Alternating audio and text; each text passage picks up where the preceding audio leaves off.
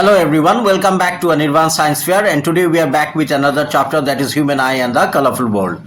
The human eye is one of the most valuable sense organs that enables us to see the colorful world around us, and it is located inside a hollow area of the skull called the eye socket. The eyelid, that is the first protection of the eye. The eyelid protects the eye from various situations like dust and other substances. It does so by blinking.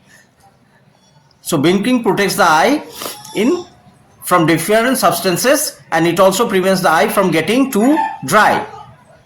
The lacrimal glands, which are present on the corners of the eye, makes tears, which also helps to keep the eyes clean.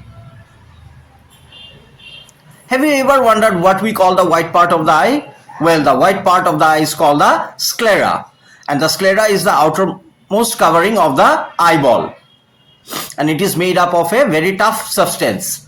And this sclera also contains numerous blood vessels, and those blood vessels supplies the eye with blood. Next we come to cornea. The cornea is nothing but the transparent dome that is located in front of the colorful part of the eye, that is the iris.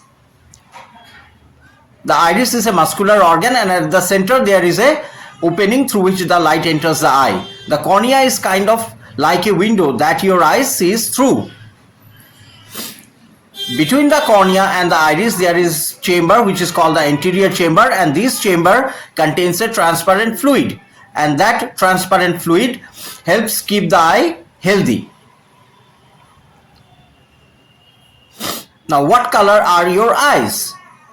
Well, the colorful part of your eye is called the iris, and at the center of the iris there is a black area that is called the pupil.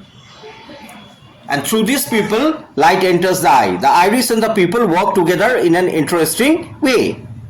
Light travels through the iris before arriving at the pupil, and then it enters through the pupil, falls on the lens, and ultimately it goes into the retina, where the real inverted image of the object is formed. There are muscles that are attached to the iris that help the lens to change its shape according to the need.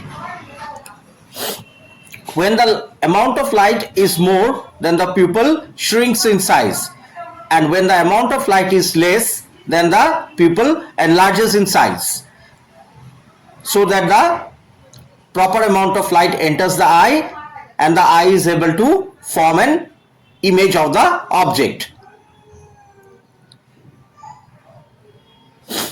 The pupil shrinks, the amount of light rays that are refracted from the cornea then enters the pupil, then it falls on the lens merely adjusts the focal length, and then it crosses the vitreous humor layer and falls on the retina. The retina contains numerous light sensitive cells which converts the light energy into electrical impulses, which via the optic nerve goes into the brain.